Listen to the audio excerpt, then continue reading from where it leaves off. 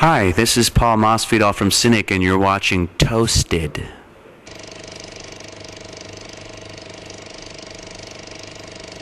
Can you first of all introduce yourself? My name is Paul Masvidal from Cynic. Okay. Now we're here now 17 years later after the first album. 15. 15. Yeah. Oh, sorry. Not that the calendar matters anyways, but yeah. Is it strange now to just be here with just a second album out now?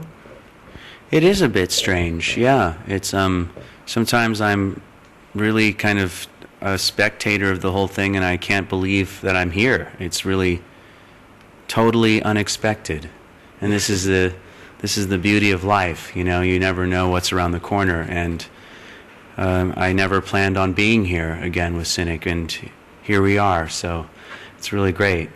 Who came up with the idea to do a Cynic reunion? Or it was really the universe's idea. It was a cosmic thing. We basically, the reunion was one part of it, and then the actual decision to make a record was another. The reunion happened because over the course of about 2 weeks in '06, late '06, I had Cynic appear in my own and Sean's lives like magically. In this really concentrated 2-week period, just Cynic, Cynic, Cynic, Cynic, and it was friends, emails, you know, kind of conversations, just random events that aren't random, essentially. And when I kind of looked at that, I saw, wow, okay, I think we're supposed to get back together, because I really hadn't even thought of Cynic for years prior to this. And it felt kind of real and true to do it.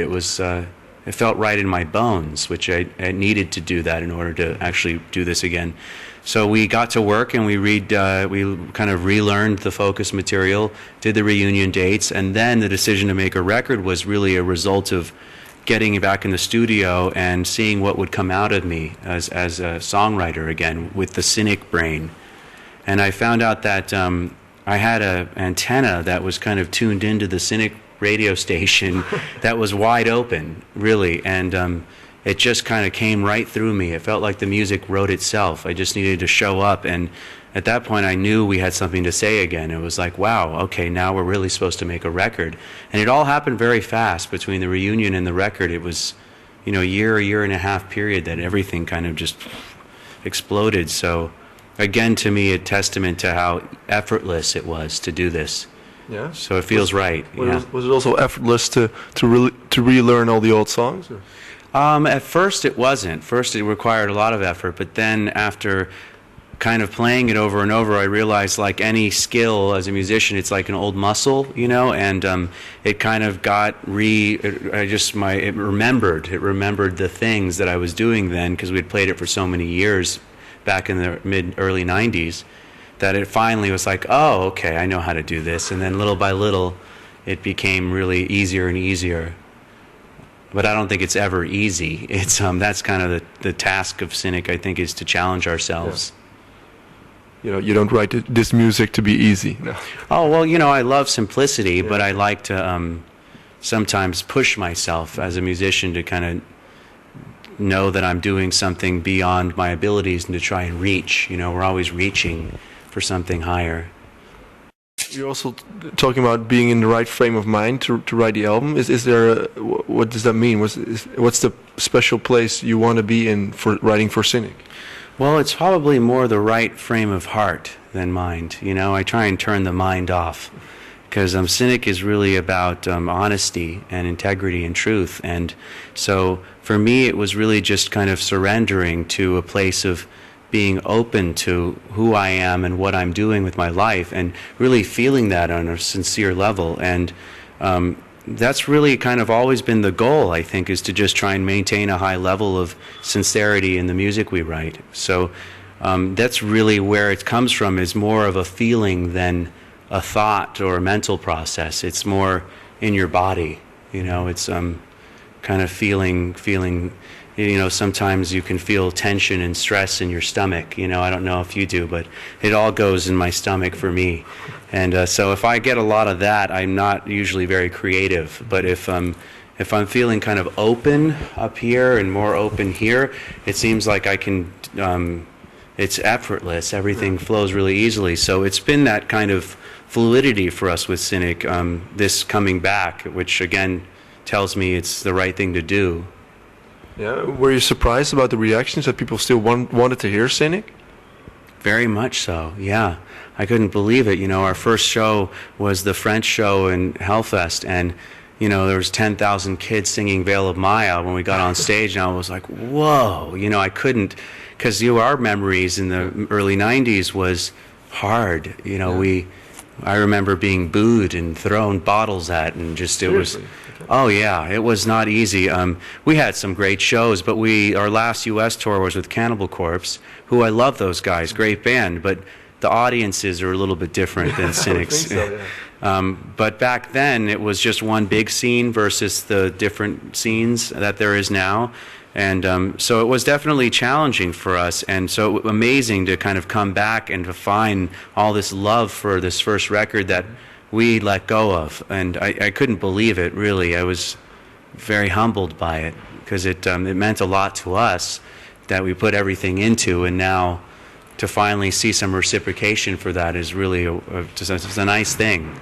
Do you also hear that from other bands, that they were inspired by you guys? Oh yeah, I think that's a big part of why Cynic has the legacy that it has, is because so many bands cited us as an influence over the years. It's that gave us a lot of credibility in the scene. Does it also give you a possibility to tour with cool bands, like you're now touring with Opeth? Exactly, yeah. You know, I know Opeth are fans of Cynic, and so it was a wonderful kind of opportunity to expose ourselves to their family that they've built, and they've been working very hard for many years and kind of assembled this really great fan base. And now they're bringing us into their world and saying, here, you guys, you know, here, check out this band, which is amazing for us. It's a wonderful opportunity. And other bands, too. So it seems like there's definitely a lot of good opportunities for us because of the support. Writing the record, it really doesn't sound that much different to the last one, except for maybe a little less growling and stuff like that. So where did that come from? In terms of less growl, or...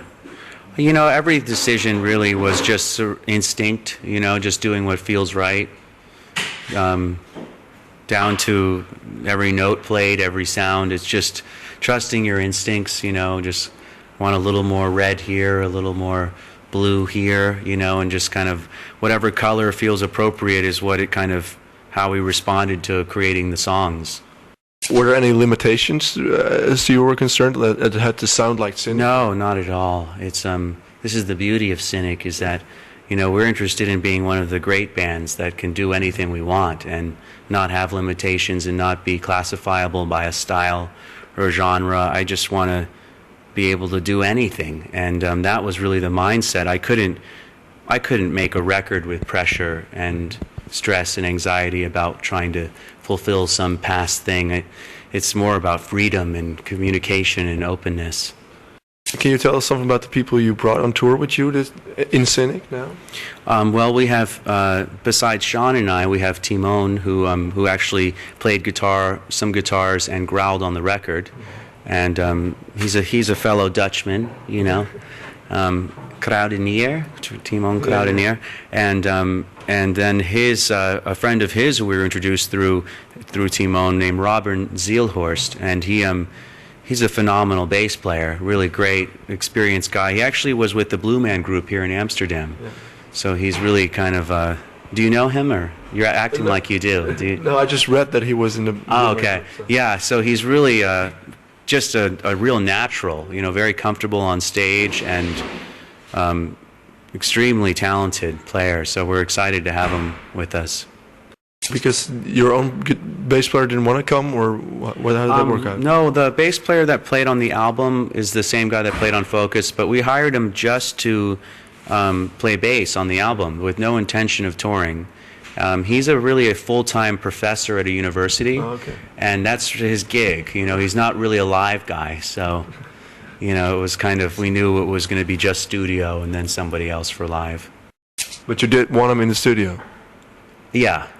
And why was that? Oh, because he has a nice melodic sense, and there was definitely a history there. You know, we had worked with him before, and we we kind of just like how he approaches I think he has a really great sense of interpreting Sean's grooves and stuff, and rhythmically whatnot. So it was a really brief thing. He came in, he cut his bass lines, and we said bye, and that was it. But he's definitely a really talented player, and we kind of knew what he would bring to it, so we wanted to kind of have him as a part of it. And is there already thought about future records or doing more records?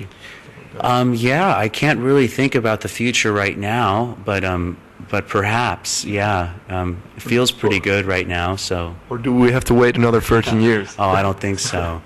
I don't think so. We may be over by then, but it seems really things are fluid right now, and I don't want to interrupt things when they're flowing. So it looks like there'll be another album. Who do you think will be on that album? Oh, who knows? Maybe this lineup. Yeah. Yeah. The live gigs you're doing with this group, are they going well, or? They're going great. Yeah, it feels more solid than ever. We're Cynic is at its fiercest lineup ever right now. It really is. It feels really great. So this could be a really great kind of segue into the next album. Well, thank you very much for your time, and good luck tonight. Thank you.